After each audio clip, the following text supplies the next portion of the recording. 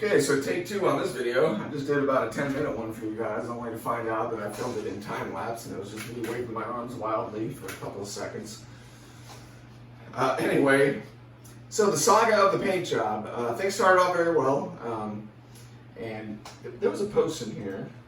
The guy asked some very good questions. I posted the picture of the nose cone. That was a total disaster.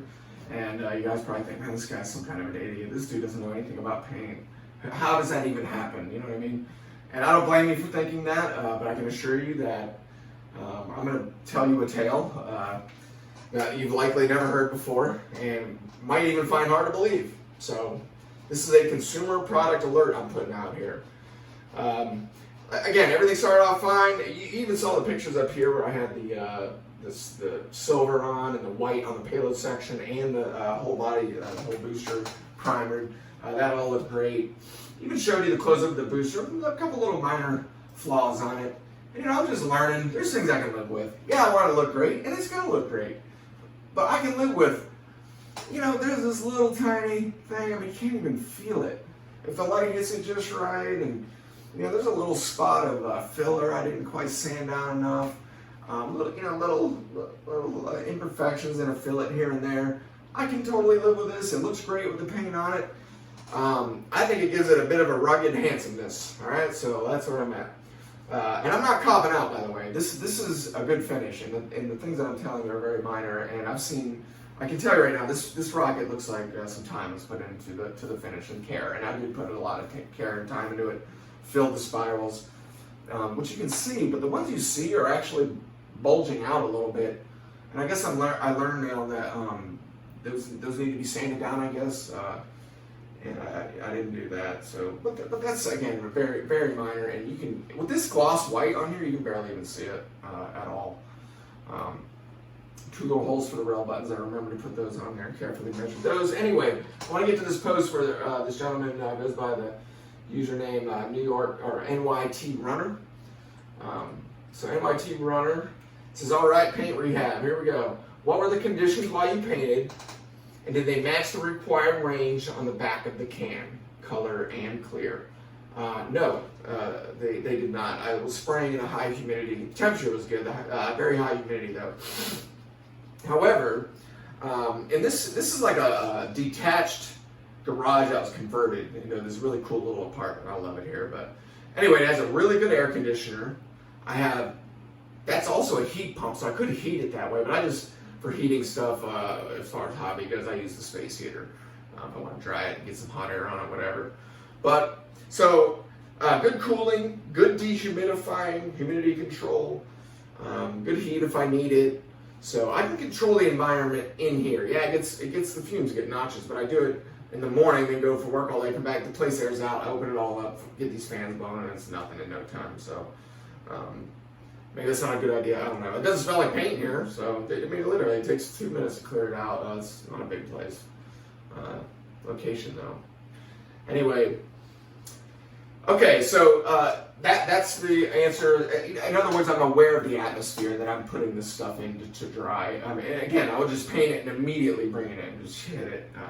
So that's the environment it was starting to dry in was definitely very controlled and probably a little high in the humidity. I'm never going to get to 50% here. It's like impossible. So, but 60%, yeah, 65% maybe. So, and look, people spray paint down here all the time. Okay. Question 2. Did you obey the recoat, clear coat window time listed on the cans? Yes, I did. I did do that. I do read directions, and I didn't go into this thing totally ignorant and just, spraying stuff and hoping for the best at all. So yeah, I carefully, and just case in point with the original can that I had that looked like this, it was actually, it said Looking Glass Silver. And I had this thing all masked off, the payload section. I was all excited about seeing the chrome on there, and was about to paint it. Shook the can up even, and I had, grabbed my reading glasses because the print is very small. And so let me just read the can. It's kind of it's an unusual paint. Maybe there's a special prep I should do. And sure enough, man, there was a note on there. It says, "This is going to go on dull, and it's for glass only." And then it's the reverse side that gives you the mirror finish effect. So So I immediately stopped and took that back and found this at Michael's. This is a premium metallic original chrome by Krylon. And I saw a review of various chrome paints on this guy did a good review, and this was one of the best ones. The other one was the Testers, but it wasn't available anywhere, and I'm not going to wait a week for it to get here. So anyway, but I'm perfectly happy with the color. Now here's the thing, the color is the problem. Now here's where this tale of woe comes in, okay?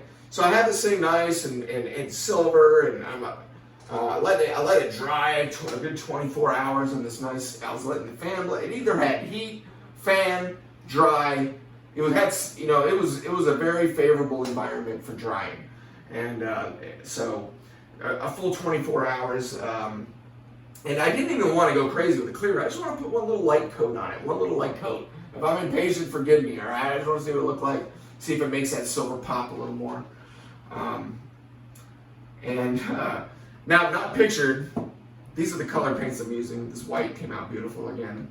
But this is the primer, and not pictured was the first clear coat I used, which was a Rust-Oleum product, but had the trigger can, and that was the first one I bought. And it said professional, and I don't know if it said enamel or acrylic. It didn't say either one actually. But the ingredients are similar. You know, it says warning ingredients, this and that, but that doesn't necessarily mean they're the same proportions and all that. So I didn't know what to make of that. But anyway, I probably should have looked into that further, but I just assumed it was compatible. Never had a problem like this before, and I wouldn't have with any other color. So anyway, I come along, I hit it with that clear coat lightly, and it just goes this immediately, instantly on contact. You can see where all the spray went, and it looked like it just went dull and cloudy, just like this weird pot metal gray color, I guess you'd say. And I was like, what is that? And is it gonna dry? What is going on? Is that? And I was like, there's no way. This color has been altered. Like you can just tell this color's never coming back. This is done. And you know, I didn't touch it or wipe it or anything. I just let that dry a long time. And it was just a very light spritz. So it didn't take that long. But I give it a good hour, and then just lightly hit it again with the silver. I went back over it. It was fine again. So I'm like, okay, looked into that, and they said, make sure you're matching enamel to enamel, acrylic to acrylic, and all that. And I said, okay. So I went back and I got two more. I got the crystal clear enamel. I was pretty confident about this one. And this triple thick crystal glaze, again, doesn't say if it's acrylic, enamel. Doesn't say. Doesn't say. So it just says, contains acetone and all this other stuff. But, so I was most confident about this. This sounds a little smarter. Tested on the cardboard. Went over to the cardboard. I had some dried chrome on there. Hit it with the this one first, the clear glaze, because I thought that might be cool, like to give it some depth or something. And I still might use that on the lower section, and the white on the upper section. Anyway, I hit it with that. That immediately dulled it to gray on the cardboard, just immediately, just like it did on here. I was like, wow. Went to the other patch, and I hit it with this. And it wasn't as pronounced, but it was definitely altered. It definitely altered the color. And I was just baffled by this and never seen anything like it. You probably have never heard anything like this. It has something to do with this chrome paint, particularly. The brighter the chrome, the more this phenomenon occurs.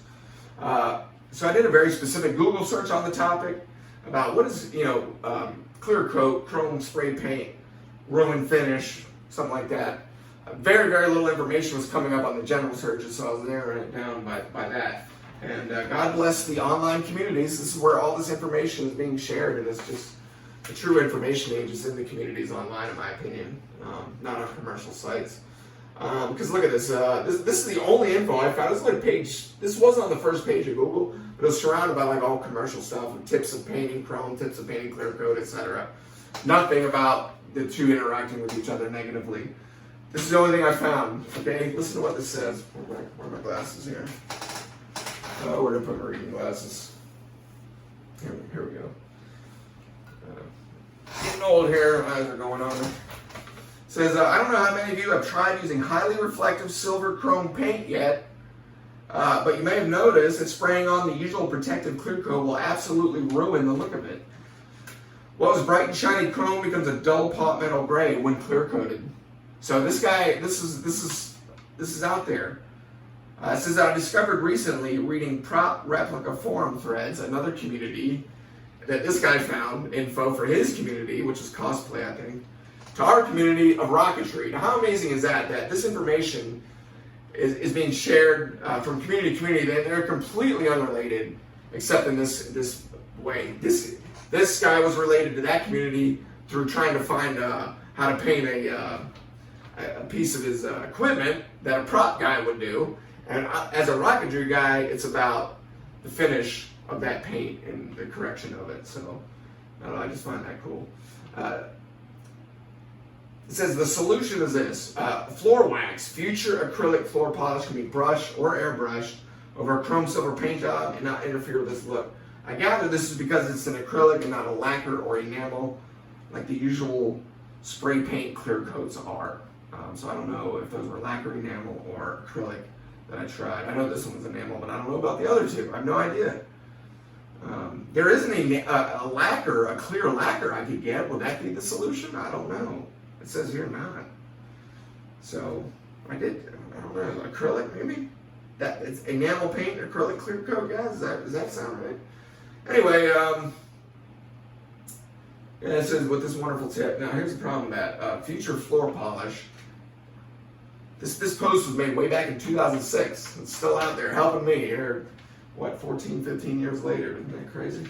Anyway, that product stopped being made 2 years after that post was made. And there's really not another product like it, unfortunately. And they did kind of do it as an additive to a Pledge product. But the Pledge product has solvents in it. And I don't think that's a good idea. So I'm at a loss here. I did get it repaired and sanded off and repainted. I don't dare touch it because fingerprints too, man. I don't even dare touch it. This thing is in full quarantine right now. It's going into isolation. I'm not even gonna touch this thing until Saturday. It's Wednesday right now. And then hopefully I can at least, and I'll put gloves on too. The gloves are a little tacky. I got the nitrile gloves. They're a little tacky. But I think they're better than fingerprints though, so. And I can always grab the bottom where the white's going to go right now. That's kind of a no man's land at the moment.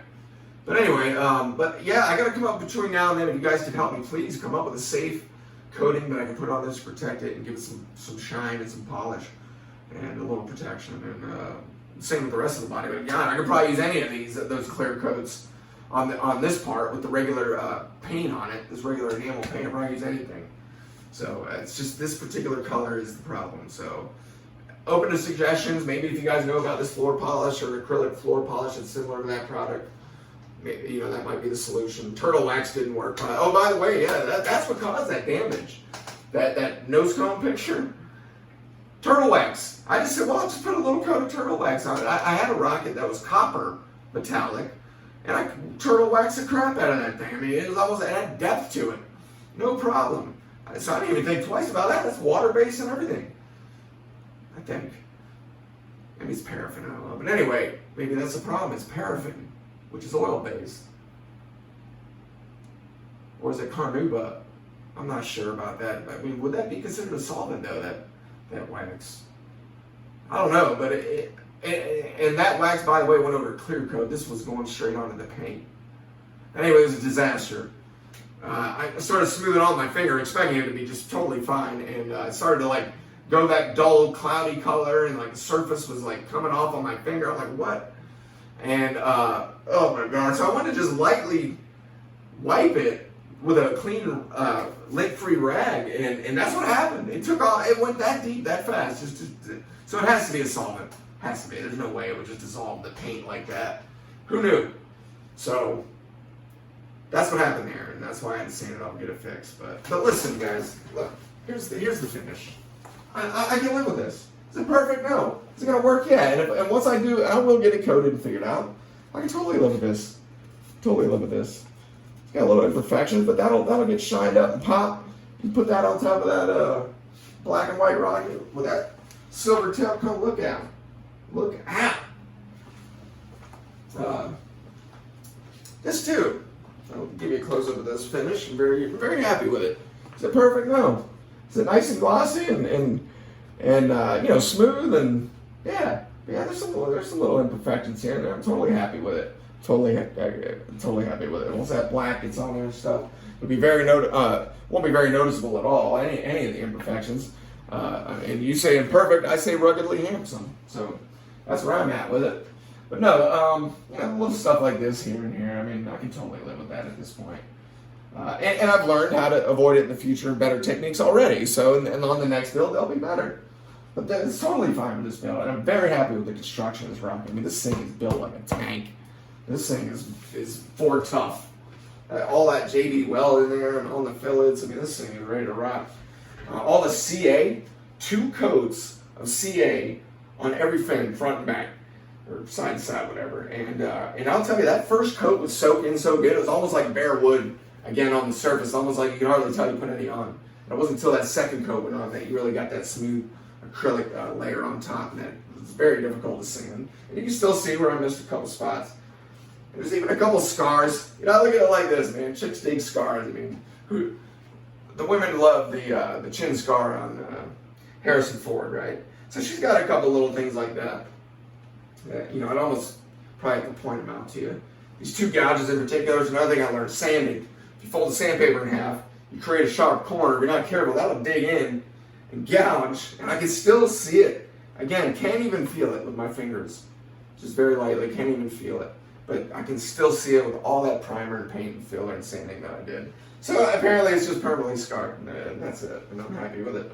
But I'm gonna mark this out. Pretty simple pattern, this black and white check roll pattern.